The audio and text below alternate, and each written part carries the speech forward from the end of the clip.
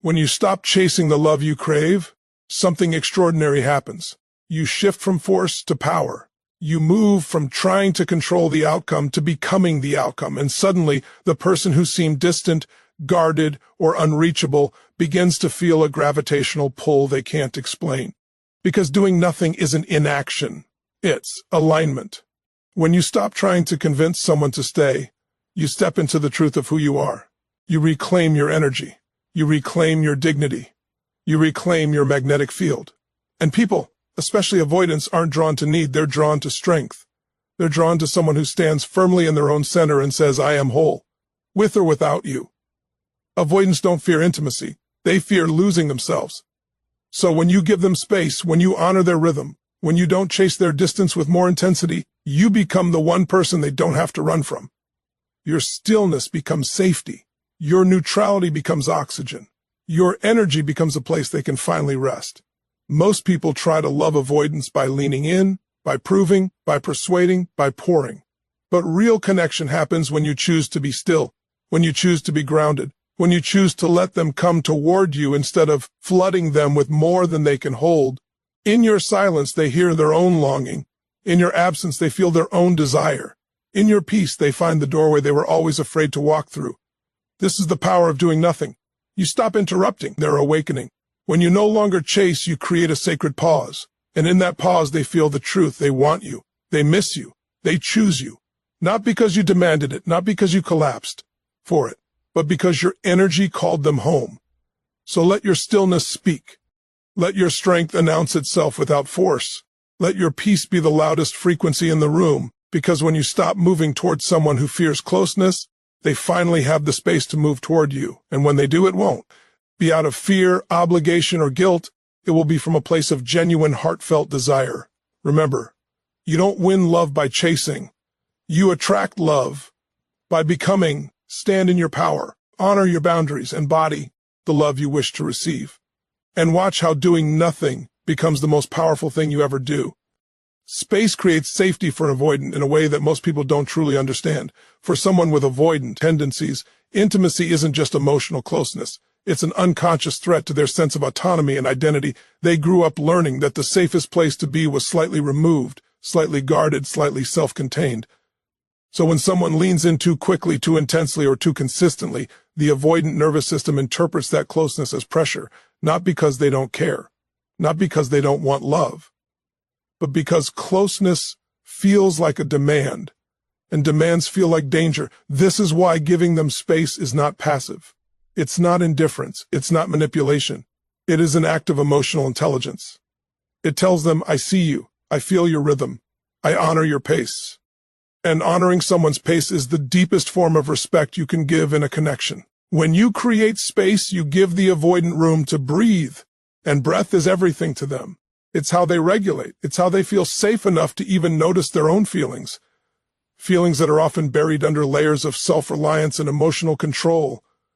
Most avoidants don't fall in love in the moments of closeness. They fall in love in the moments where they don't feel pursued, when no one is trying to get inside their internal world, when no one is demanding access to parts of them they have protected for years. It's in that quiet, open space, free of pressure, that their heart has a chance to awaken.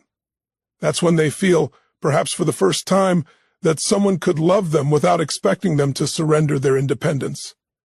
Space creates emotional safety because it removes the threat of engulfment. Avoidants often carry a subconscious fear that if they let someone close, they will lose themselves. Their time will no longer be theirs. Their needs will be overshadowed. Their individuality will dissolve into the relationship. These fears aren't logical, but they're real. So when you do nothing, when you stop pushing, stop demanding, stop asking for more than they can currently give, they don't interpret it as abandonment. They interpret it as relief, and in that relief, they begin to feel trust. Space also changes the energy dynamics between you and the avoidant. Instead of being the pursuer, you become a steady presence. You're not pulling at them and you're not chasing them.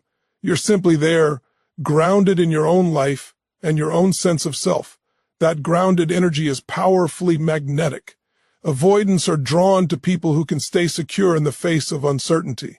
It signals that you're not trying to use them to fill a void inside you, that you don't. need them to regulate your emotions, that you're capable of connection without collapsing into it. In that space, avoidants are finally able to approach you on their own terms. And that matters more than most people realize. When an avoidant moves toward you by their own choice, not because you pushed, but because they felt safe enough to do so, the bond created is deeper, more authentic, more sustainable. They're not reacting to pressure. They're responding to desire. Your silence becomes an invitation instead of a threat.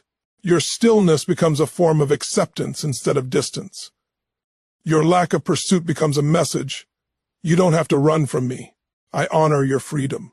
And the moment an avoidant realizes they can have both deep connection and personal freedom, they begin to trust you with a part of their heart they rarely reveal. That trust is the soil where their love grows, not through force but through space. Doing nothing is one of the most powerful pattern interrupts you can offer avoidant because it disrupts the cycle they have unknowingly lived in for most of their relational life. Avoidants are accustomed to a predictable rhythm. Someone gets close, they feel pressure, they withdraw, and the other person responds by reaching, chasing, or trying to fix the distance. This familiar sequence reinforces their belief that closeness equals overwhelm, and that relationships inevitably demand more than they can provide. But when you choose stillness, when you choose not to pursue during their withdrawal, you interrupt a script they've rehearsed for years. Pattern interruption works because it challenges the avoidant's unconscious expectations. They expect pursuit. They expect emotional pressure. They expect someone to react to their distancing with anxiety questions or attempts to pull them back in. Every time this happens, the avoidant receives confirmation of their deepest fear, that intimacy equals responsibility they are not ready for, and that they must retreat further into their shell to feel safe. By doing nothing, you remove the stimulus that activates their defenses. You don't feed their fear. You don't amplify the pressure. You don't confirm their belief that getting close always leads to someone taking too much from them. Instead, you create calm where they expected intensity. You create stillness where they expected urgency. You create neutrality where they expected emotional heat. This neutrality confuses their protective system in the best possible way. Without pressure to react to, the avoidant's nervous system begins to settle. They're no longer stuck in fight or flight. They're no longer defending themselves from anticipated emotional demands. And when the nervous system calms, access to deeper feelings becomes available, their own desire, their own longing, their own curiosity. These emotions are often buried beneath layers of instinctive self-protection. Avoidants aren't used to feeling their own desire first. They're used to reacting to someone else's. When you do nothing, you remove the external pull, giving them the chance to experience the internal pull, and this is where attraction grows. Not from pressure, but from the quiet space where their authentic feelings can surface without being overshadowed by someone else's intensity.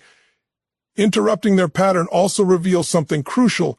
You are not dependent on them for emotional regulation. You don't crumble when they take space. You don't panic. You don't chase. This is profoundly disarming for an avoidant, who often fears that relationships will demand constant emotional caretaking. Your composure communicates that you are emotionally self-sufficient, and that is incredibly attractive to someone whose greatest fear is being swallowed by a moth. Heirs needs. Doing nothing also allows the avoidant to see your value from a distance. When you're not in their face, when you're not texting endlessly, when you're not trying to fix the disconnection, they can actually take in who you are, your energy, your strength, your independence. They begin to reflect on your presence, your behavior, and your impact on their life. This reflection almost never happens when they feel smothered or pursued. It only arises when they have the space to observe the relationship from the outside. And here's the deeper truth. Avoidants fall in love in the space between interactions. Not in the closeness, but in the quiet. Not in the pursuit, but in the pause. Doing nothing opens that space. It creates a void where their own feelings can echo back to them, louder than your actions ever could. By interrupting the old pattern, you help them build a new one where closeness doesn't equal pressure, where connection doesn't equal loss, and where intimacy can develop at a pace that feels safe rather than threatening. And when a new pattern forms, so does new love. Authentic, voluntary, and real self-possession is one of the most magnetic qualities a person can embody, especially for someone with avoidant tendencies. It is the energy of someone who knows who they are, knows their worth, and stands firmly rooted in their own identity. It's not arrogance. It's not cold detachment. It's the quiet, unshakable confidence of a person who does not need another's attention to validate their existence. And for an avoidant, someone who fears losing themselves in closeness, this energy feels like oxygen. Avoidants are drawn to emotional stability like a desert longs for water. They may not always show it, but what they crave at the core is someone who is grounded, self-reliant, and emotionally regulated. When you are self-possessed, you signal that you not seeking to merge identities, not trying to extract love, and not attempting to fill an internal void through them. Instead, you stand as a whole, complete individual who welcomes connection but doesn't depend on it for survival. This is the difference between magnetism and neediness. Need pushes, self-possession pulls. Neediness is loud, grasping, and demanding. It suffocates an avoidance nervous system. But self-possession is calm, steady, and expansive. It allows an avoidant to breathe deeply in your presence. It tells them, you can be yourself here. You are not responsible for my emotional world. When you possess yourself, your emotions, your energy, your peace, you create an inner sanctuary that radiates outward. And because avoidants often fear they will have to carry or manage the other person's emotional state, your grounded presence becomes deeply attractive to them. It's the energy of someone who doesn't need to chase, doesn't need reassurance every moment, and doesn't fall apart when space is created. This emotional steadiness sends a profound signal that you are a partner, not a pursuer, a complement, not a captor, a choice, not a requirement. Avoidants relax around people who don't try to mold the relationship into their expectations. They open up to those who allow things to unfold naturally rather than forcing closeness. And they trust those who remain calm in the face of uncertainty. Self-possession also amplifies your value in their eyes. When you're centered in yourself, you express your boundaries effortlessly. You know what you will and will not tolerate. You don't cling to someone just because you're afraid to lose them. You don't sacrifice your peace for their inconsistent behavior. Instead, you hold yourself to a higher standard and invite them to rise to that standard as well. This is the kind of energy that doesn't just attract avoidant. It transforms them. Because self-possession doesn't chase after validation, the avoidant starts to feel a kind of respect that goes beyond physical attraction. They begin to admire your independence, your sense of purpose, and the way you carry yourself. You become someone they don't just want, but someone they feel they need to show up properly for. This is the magic of self-possession. It turns the energy dynamic upside down. Instead of you revolving around their emotional space, they begin to orbit yours. Because now you're the steady one, you're the grounded one, you're the stable force in the connection. And avoidants, who often feel overwhelmed by their own emotions, are drawn to people who can hold themselves together with grace. When you stand fully in your worth, the avoidant begins to feel something they rarely feel. Safe to be vulnerable, safe to be seen, safe to open up without fear of being consumed. They recognize that your strength does not threaten them, it shelters them. Your independence does not push them away, it invites them closer. Your confidence does not intimidate them, it inspires them to grow. Self-possession is not about pretending you don't care.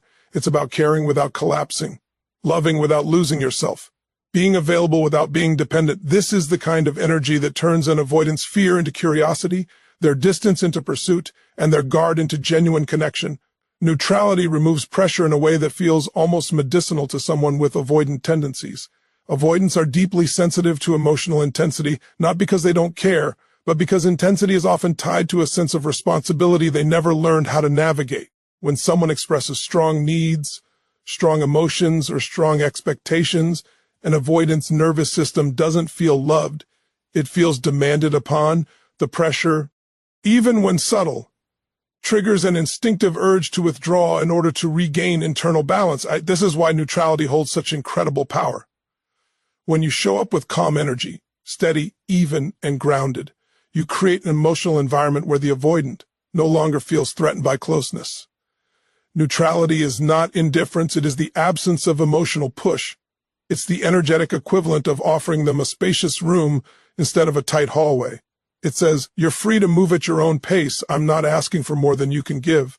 That sense of freedom is what allows an avoidant to stay connected instead of retreating, Avoidants have grown accustomed to relationships where their distance creates panic in the other person. That panic usually leads to one of two reactions: clinginess or confrontation. Both reactions create emotional heat that overwhelms the avoidant and launches them into self-protection mode. But when you respond with neutrality, when their distance doesn't shake your emotional stability, you break the pattern entirely. You show them that closeness doesn't have to be a battlefield where someone always wants more and someone always gives less. Neutrality creates emotional spaciousness. It takes the pressure off the avoidant to act, respond, or perform. It gives them room to observe the relationship without feeling trapped by it. And in that room, something important happens. They begin to see you clearly. They begin to value your presence. They begin to feel their own interest and desire surface naturally, without being forced into existence by someone else's intensity. Pressure, even well-intentioned pressure, collapses an avoidant's ability to feel. Their emotional instinct in the face of intensity is to shut down or run. But neutrality opens the inner gates.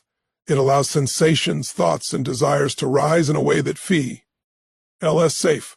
When there is no emotional weight pushing on them, they can actually access their own inner world, their thoughts about you, their attraction toward you, their appreciation of you, their curiosity about what could grow between you. Neutrality also signals emotional maturity. To an avoidant, emotional maturity is incredibly attractive because it means they're not responsible for managing your feelings.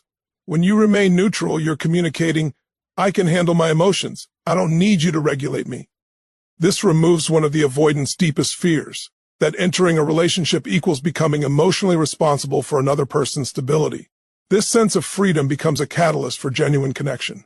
Instead of feeling pressured to respond, the avoidant begins to move closer on their own terms. They approach because they want to, not because they feel cornered by your expectation. That voluntary movement is the foundation of true intimacy for them. When they choose to engage, they do so wholeheartedly, because the engagement comes from desire rather than obligation. Neutrality also has a quiet magnetic quality.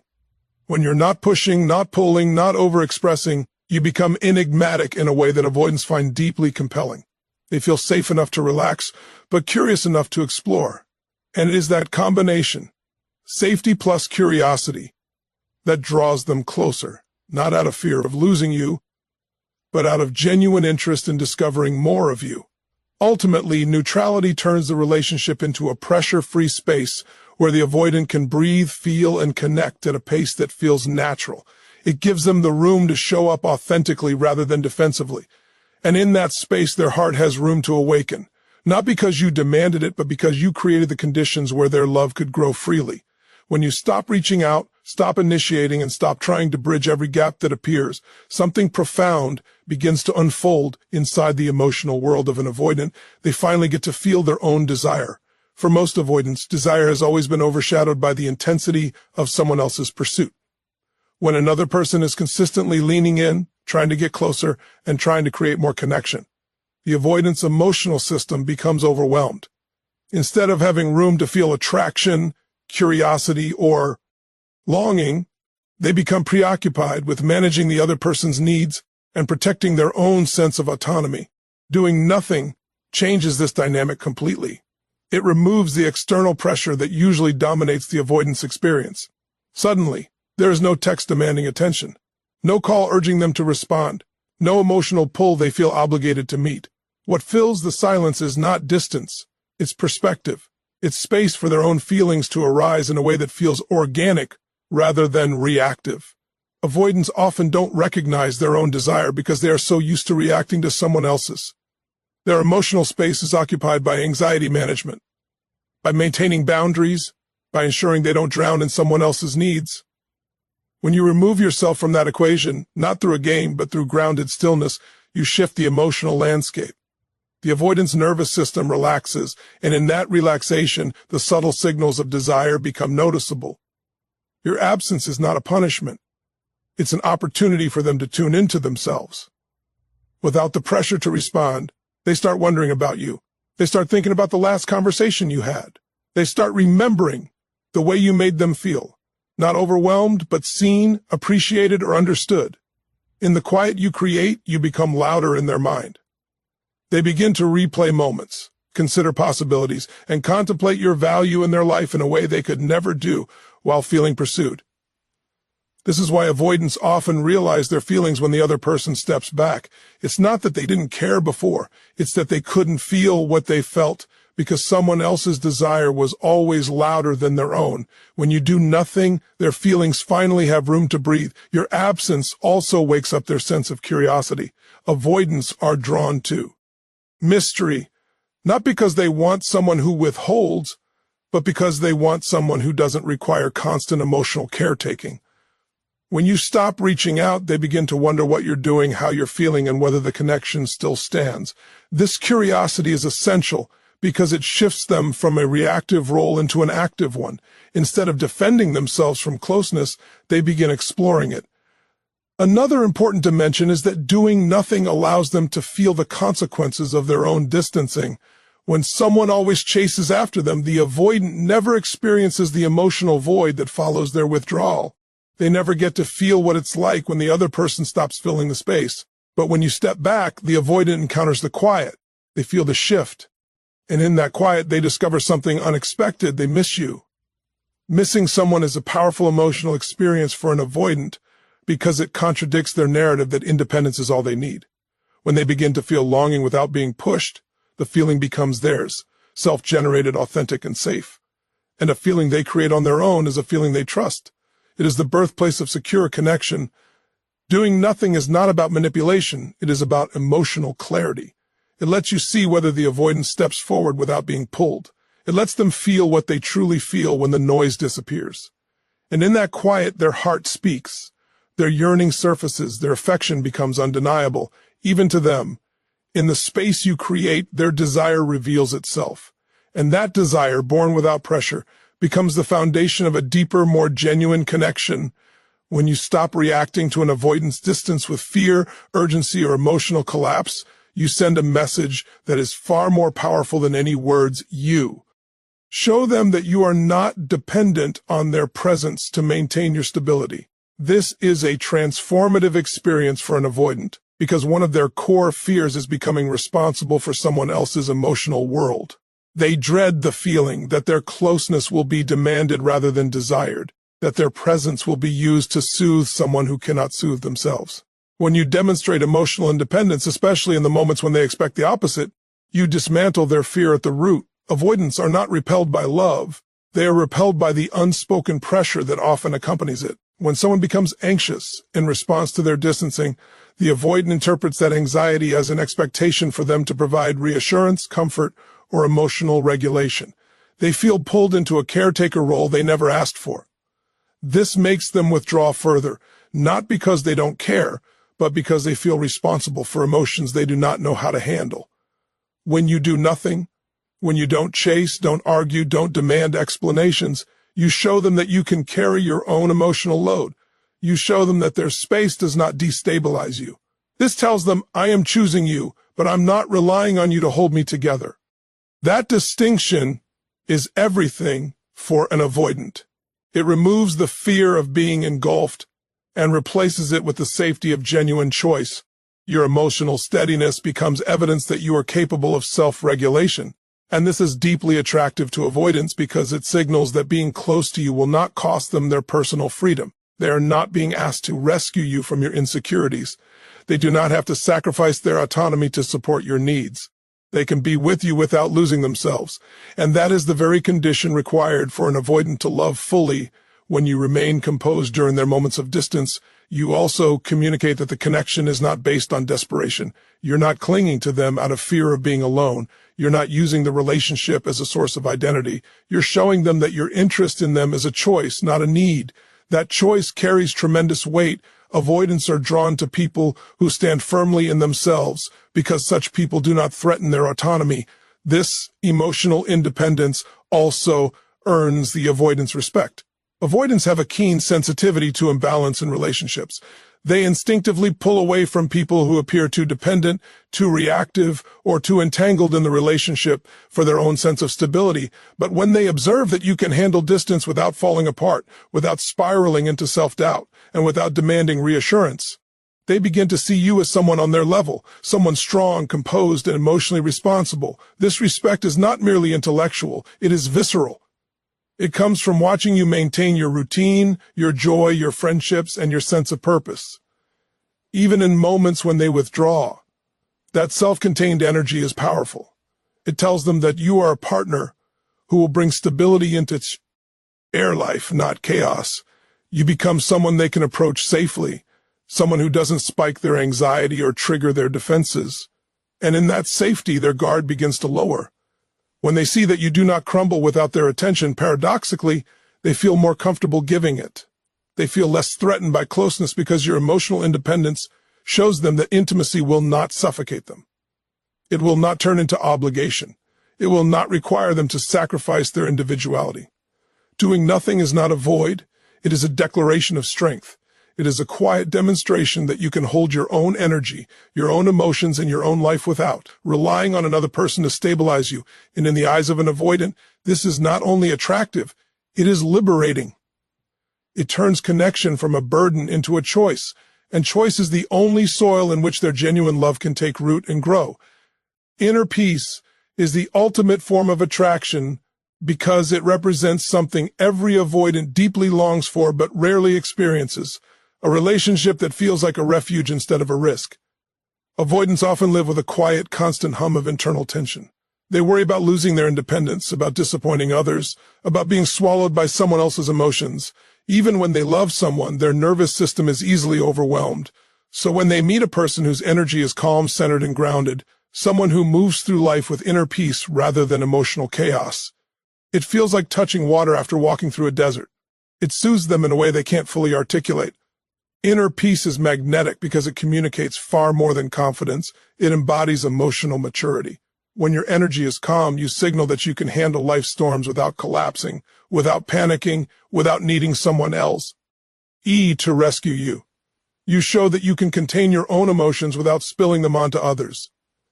This makes you incredibly attractive to an avoidant because it tells them they can be close to you without becoming responsible for your emotional regulation. They don't have to fix you. They don't have to save you. They don't have to protect you from yourself. They can simply be with you as themselves without fear. Avoidants are often misunderstood. People assume they don't want intimacy, but the truth is that they want it deeply. They just want it without the emotional intensity that causes them to feel trapped. Your inner peace becomes an invitation instead of pressure. It's the kind of energy that says, I am whole, and I welcome you, but I do not need to consume you. That message is incredibly liberating to an avoidant. It allows them to approach at their own pace, to open up with their own timing, and to experience connection without feeling overwhelmed. When you maintain inner peace, you become predictable in the best possible way. Avoidants don't thrive around emotional volatility. They need steadiness, stability, and consistency. They need to know that closeness won't turn into chaos. Your centeredness becomes a signal of safety. It communicates that you will not respond with reactivity when they get quiet, that you won't explode when they need space, and that you won't crumble when the relationship encounters challenges. Inner peace tells them that you're someone they can trust with their vulnerability, a gift they rarely give. This peaceful energy also creates an emotional contrast that is irresistible. Avoidants don't fall for people who chase them or try to force closeness. They fall for people who carry themselves with calm self-respect. People who listen without judgment. People who love without suffocating. People who show up without demanding anything in return. When your presence radiates peace, the avoidant begins to associate you with relief, comfort, and grounding. Being around you feels like coming home to quiet after a long day of noise, and the heart naturally longs for whatever brings it peace. Your inner peace also reflects a deep understanding of yourself, your limits, your needs, your values. You're not driven by insecurity or desperate longing. You're not afraid to be alone. You're not clinging to the relationship out of fear. This emotional independence removes the avoidant's core fear, that being loved means being trapped. Instead, your peace shows them that love with you is freedom. It's spacious. It's gentle. It's respectful. And this kind of love invites them to soften, to open, and to trust. When an avoidant sees that your energy remains steady, regardless of their fluctuations. When you don't escalate, don't pressure, don't panic, they realize something powerful. They're safe with you. They're not being asked to sacrifice themselves. They're not being asked to become someone they're not. They're not being asked to abandon their boundaries. You become the first person in their life with whom closeness feels natural instead of exhausting, and this is why inner peace is the ultimate attraction. It transforms love from something frightening into something nourishing. It turns connection from a threat into a sanctuary.